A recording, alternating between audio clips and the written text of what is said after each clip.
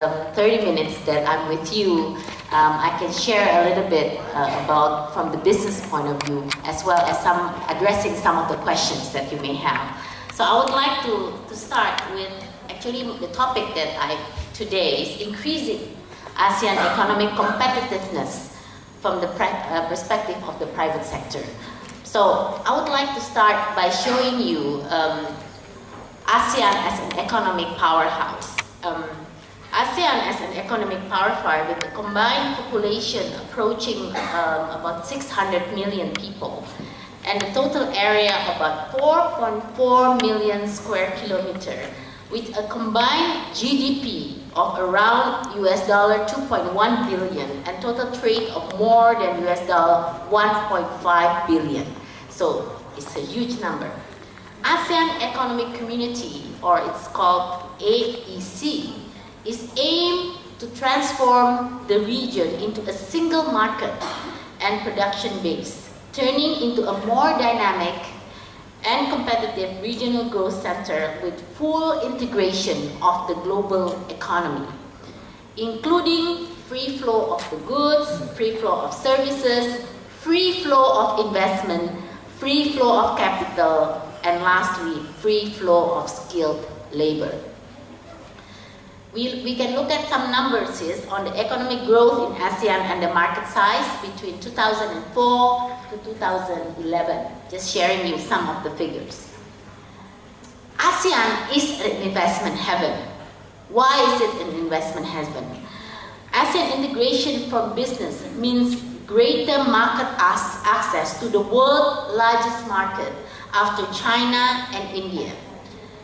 Whereas for investors, it reflects an opportunity to tap into competitiveness environment and diverse resource in the region has to offer. According to recently ASEAN Investment Report by the 2012 ASEAN Secretariat, ASEAN has attracted major global players with expanding investment activities. More than 80% of global Fortune 500 company has operation in the region.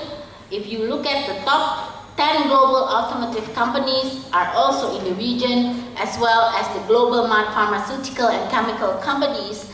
They have production facility, R&D in the region. So if you look at the major investor in ASEAN, you can see some of the countries that has been investing in ASEAN.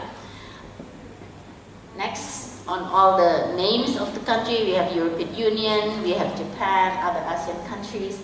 This is just to share with you some of the figures, highlight some of the figures on investment in ASEAN. Now, if we look at ASEAN, there are also an increasing role as key player in global supply chain. Not only that they are investing, but they are also key players in the global supply chain. The region has become an important global production center. ASEAN today is a major producer and exporter of a wide and increasing range of electrical and electronic products. Is also leading producer of many consumer electronics and also textile, garments, automotive, footwear. In agriculture, ASEAN remains a major producer of palm oil, rubber, and other agriculture crops. In textile and garment, major retailers and brand owners are also already manufacturing in the region. Almost all the top 50 largest ASEAN companies in the field of oil and gas and mining, agribusiness, telecommunication, food and beverage, next, manufacturing, banking, power generation, they're all across the region and primarily are dominated by Thailand, Singapore, Malaysia, and Indonesia. If we look at the key driver and motivation of ASEAN enterprise, regionalization and internationalization, the need to increase competitiveness and grow and survive, and ASEAN is accelerating the process. Overseas, FDI from ASEAN has also risen rapidly. So not only countries invest in ASEAN, ASEAN countries also invest outside. From 2.3 billion US dollar in 1990 to 60 billion US dollar in 2011, contributing to a rapidly growing stock of outward FDI by ASEAN country, increasing from 84.5 billion in 2000 to 495.7 billion in 2011. Companies in the region show a stronger interest to explore also the international market. Now, what are the obstacles? The number looks fine, looks good, but what are the obstacles? Firstly, ASEAN indeed reflects a very ambitious plan, and nevertheless, each individual Asian member state face its own internal challenges and obstacles. One of the central challenges in ASEAN is to succeed in developing an integrated economic community, is to move the ASEAN vision from a government-based one into the marketplace of business and consumer. In other words, making ASEAN work for business. While big corporations are already exploring and investing in ASEAN, most local business owners, especially micro and SME, really don't see the benefit yet of AAC. The people still lack of information about what the AAC has to offer. Current available information are hard to interpret and not in a simple language business can understand. In general, apart from key industrial sector in ASEAN countries, there is little knowledge of ASEAN goals and program and implication and opportunities for business that has a clear strategy in government or business in several member states how to position themselves in this kind of developments. At present, ASEAN also lacks credibility within business circles, within ASEAN and internationally because its implementation record and the scope of wide range of programs. The ASEAN vision of a single integrated market is difficult to succeed unless it is embraced and shaped by the business community and consumers themselves and by the foreign trade and investment partners who needed to grow ASEAN. Currently, we see the exception of some exception or sectoral business body. ASEAN business institutions are generally sufficient to and focus on the government process only. Their main role is seen as consultation mechanism with government rather than as an organization to mobilize business cooperation.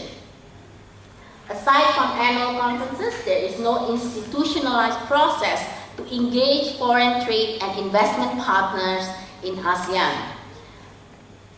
Many existing organizations, such as, for example, the US ASEAN Business Council and the emerging network of ASEAN-based Japanese Chamber, must likely engage ASEAN government or business organization individually. There is no combined or integrated independent research or think tank capacity for business in ASEAN, and therefore little capacity to feed constructively into ASEAN and hold ASEAN government to account for the quality of level of implementation of policy and interests. To achieve a united ASEAN as a complete community, what do we have to do?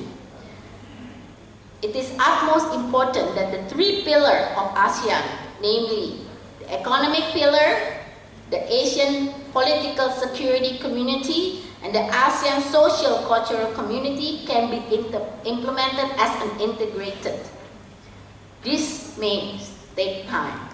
With regard to the policy security, remaining a challenge are, for instance, sensitivity security issues as border issues, between nations in ASEAN.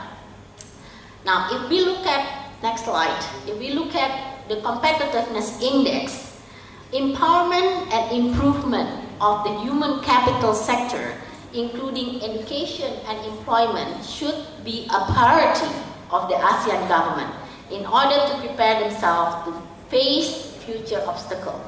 Otherwise, it would be likely that the implementation of ASEAN will bring benefit to only some member of states and would only become market for product from other member of states. For example, Indonesia trade balance intra-ASEAN also shows a 8.6 billion deficit. The only surplus so far is trade with Malaysia and Philippines. It is not only any longer a question of the readiness, because ASEAN is a commitment by all member states. The principal question is how to prepare ourselves in order to take advantage of the opportunity in ASEAN. To achieve this, there needs to be intensive coordination between private sector, the government, and obviously other stakeholders. Improvement of competitiveness is a key. On the other hand, education is crucial, as well as political will is also needed. If we look at the rank of each, the Human Development Index country in 2012, Indonesia is still facing following internal obstacle to create a favorable business and investment climate. Some of the issues like legal uncertainty for business and investment activities, infrastructure problem to overcome high-cost economy, land and spatial problem which hinders development of infrastructure, labor issues, bureaucratic problems, and overlapping regulations. Lack of human capacity.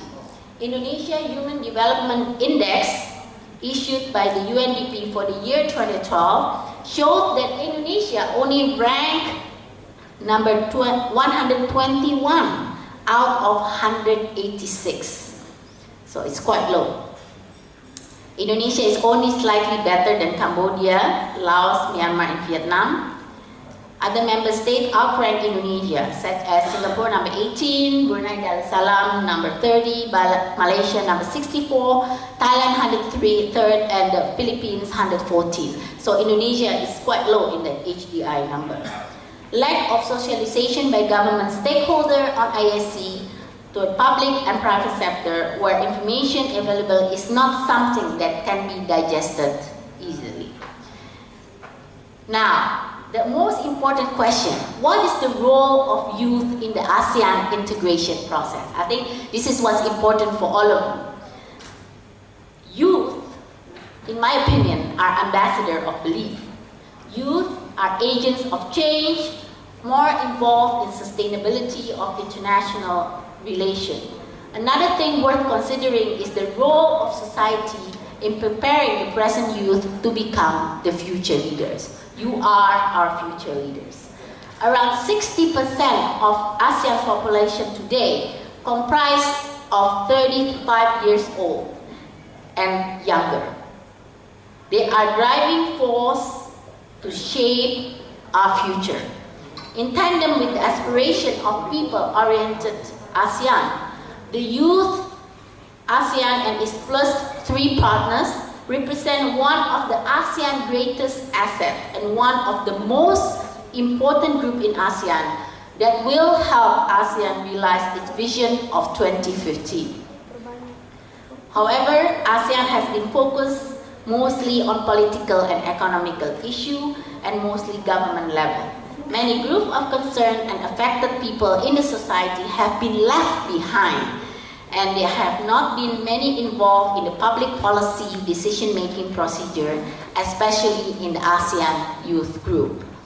If you look at the youth unemployment, according to ILO, across ASEAN is 12.7%, which means around 75 million young people do not have a job.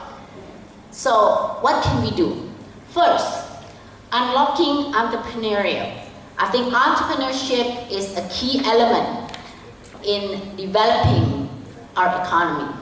Second, education and skill training. When we talk about education, we know that that's key. Third, creating a process, ASEAN economic integration, especially in services, to make it easy for young professionals to provide quality services around ASEAN. This could bring international, regional benchmarking in the region and acts as a means of best practices sharing. As a conclusion, we are facing a crucial and critical development toward the integration of ASEAN.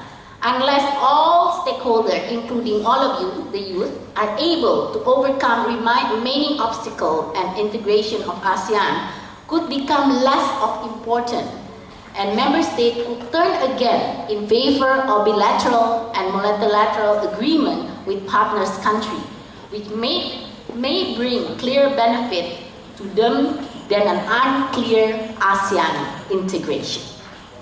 So this is what I want to leave you today with, is how can youth be part of this whole community building of ASEAN integration, and what role can you actually play in supporting the whole ASEAN economic development.